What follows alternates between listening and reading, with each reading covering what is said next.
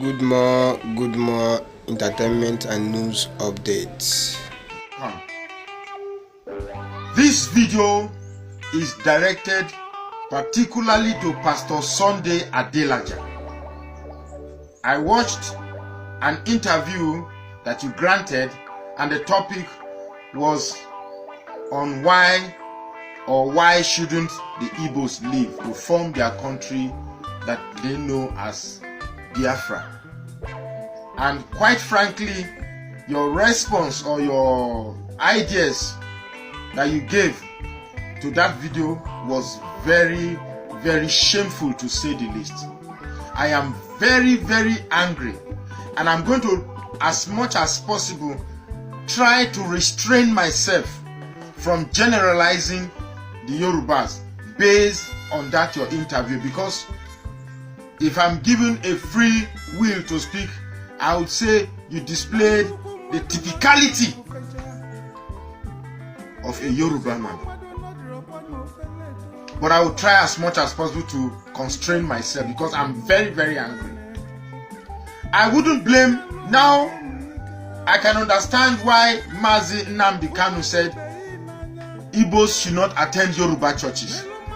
Because if a pastor like you can sit in a public media and say the things you say, then I pity those who attend your churches, and I pity the whole idea where Christianity is tending towards to. More so that most churches in Nigeria are pastored or owned or channeled by Yoruba GOs. So if I am opportune to see a Pastor Sunday Adelaja thinking the way I see him, what he did in that interview, then there's a huge problem with our church. I'm going to make a video on churches in Nigeria and how they affect or how they are constraining the Nigerian polity as it is, but that's for another video. But Pastor Sunday Adelaja, I am very, very, very disappointed in you. In that video, you were asked that is it okay for the Igbos to leave Nigeria and form their country, since in certain quarters it is believed that it is a divine it is a divine pronouncement that Igbos should go. And here are your responses. I'm going to take each response and I'm going to address it one at a time. In your video, you said it is foolishness for the Biafra to consider forming a country because they will be small and alone. How very stupid is that kind of statement? Is Kuwait not a small country? Are they suffering? Kuwait is not as big as a state in Nigeria, yet it is a country. Are they complaining? So that clearly shows your first point in that video shows how ignorant and how very, you see, I saw in that video you are you're being mischievous with your reasoning. You're being mischievous with a logical fact. You're being mischievous with logical inferences because you had a motive that you are trying to massage, which is why I see. Anyway, let's go ahead. Your second point in that place, according to how you placed them, you said nobody will take the Igbos seriously. Okay. Yeah, you said the Igbos wouldn't have been relevant if they were not part of Nigeria. That what is making the Igbo relevant is because they are Nigerians. I saw and I'm like, what? Are you telling me that first and foremost this thing is coming from the mouth of a Nigerian and then a pastor? I felt a pastor should go into a public medium and be suggesting ways that Igbos should not go. Please, we are brothers, don't go. We know what you are going through. Please, we shall try to make Nigeria work. We know this, you are being marginalized. Countries should, find ways that bring people together and not justifying certain injustices that are being meted on a certain people, and then you're trying to paint a fact that you're trying to misconstrue the fact. You said nobody will take Igbos seriously.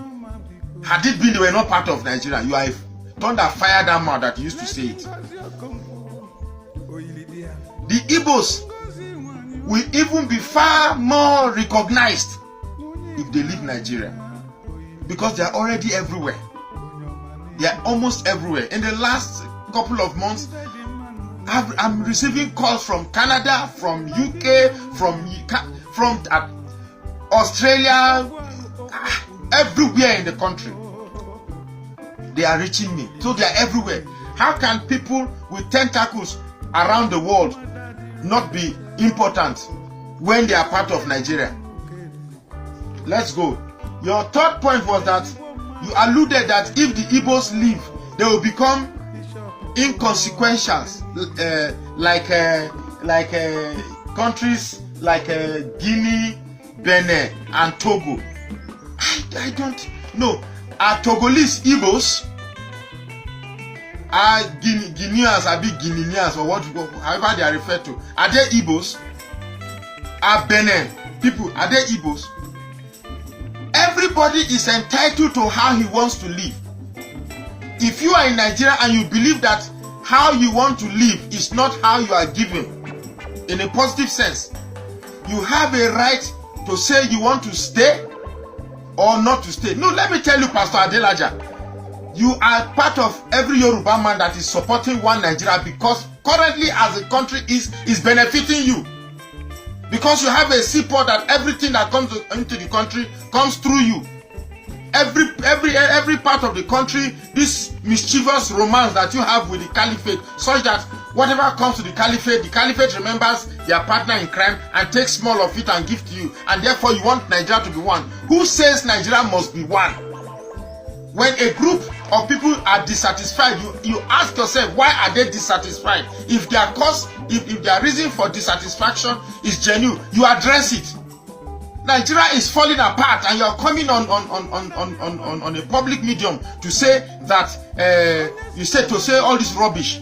Now, your fourth point in that video was that Biafra is an ego-driven project. That it is the egos of the Igbo that is driving them to want to form the country they call Biafra. Can you imagine? Is this a pastor talking? Is this a pastor talking? So this Biafra you are hearing now, you think it is driven by ego? Because oh no, I'm disappointed. Let me tell you, Biafra is driven by an awareness consciousness. By a consciousness that being part of a country reduces you to less than nobody. Being part of a country requires that you must score 260 as against 170 that a caliphate should score before he gets into the university. Biafra is driven by a consciousness that being a certain tribe or ethnicity prevents you from being the president of a country, prevents you from getting important position in the country. That is what is driving Biafra. Biafra is driven by a consciousness that because you belong to a certain ethnicity, certain developmental project must not come to your side, but to the duo of the Yoruba people and the Hausa people who have held Nigeria by its brink. Every developmental project is concentrated in either the Yoruba region or the northern region. And what is driving this project? Money taken from the south. So you come to my region of the southeast and take my wealth to develop your region, and then you said it is ego that is driven my reaction. Every reaction begets an equal and opposite reaction. So, Mr. Adelaja, fake pastor, Biafra is not driven by ego. It is driven by awareness that the region is suffering injustice. And therefore, that you take wealth from my region to develop your wealth, and you open your stinking mouth to say that Nigeria must be one. Lie, sir. It is not God that is revealing this thing to you. You are deceiving yourself and deceiving the people that are in your church. Your fifth point, you said the force driving Biafra is a feeling or a thinking that they will be better off if they are alone. So your point just suggests that it is not in the affirmative. You went further to say that now that they are in Nigeria and they are not being led by Yoruba, they are not being led by Benin people, they are not being led by Hausa, it is their own ethnicities that are leading them. How far are they better off? My brother, how, Pastor Adelaja, let me ask you one question. Have you taken time to measure your IQ? Because I tend to have a feeling that you must have a very, very low IQ. Your reasoning doesn't suggest any form of IQ at all. Let me tell you unequivocally that should a country emanate out of Nigeria and it is championed by the generality of the people in the southeast, I want to tell you that that place will be paradise. Yes, the reason why you don't have the better offness, if there's a word like that now, is because we are operating a country, a federal system that gives too much power to the center, so that they can come to your region and determine what happened or what should not happen. So I tell you, Mr. Adelaja, I take the pastor out. I will not, to the end of this video, I will not refer to you again as Pastor Adelaja. Instead, I will refer to you as Mr. Adelaja. So, Mr. Sunday Adelaja, let me tell you and look into my eyes, the Igbos and the rest of the people in the region, when we now get our unity, I am telling you that we will live far better off than what we are experiencing in this country that has been referred to as a shithole. Your sixth point, you said being in Nigeria. Oh dear. You said it is a blessing for the Igbos that they are in Nigeria, because they are apparently at this point enjoying the oil of the Niger Delta people. God, thunder, fire that your mouth. Oh, so you because you said the blessing, they are enjoying the blessing of the oil, the Niger Delta. You said, this is how you put it. You said being in Nigeria is a blessing to Igbos and Yorubas because they are enjoying the oil of the Niger Delta people. Thunder, fire your mouth. Oh, so you are enjoying the oil. I'm happy that you know now that the oil of the Niger Delta people. But take away that Niger Delta, because that is the divisive nomenclature that you're fostering on us to prevent us from coming together. Let me put it straight. You are enjoying the oil of the southeastern region. Put it that way. So you know that well, Mr. Adelaja, you Yoruba people are the one enjoying the oil. We are not enjoying our oil. If we do, we are not enjoying it as much as we should enjoy. How can we be enjoying oil when we have Ogoni land that has been messed up? People of Bayelsa villages don't have potable water to drink. They have to export water to drink, and you call that enjoyment?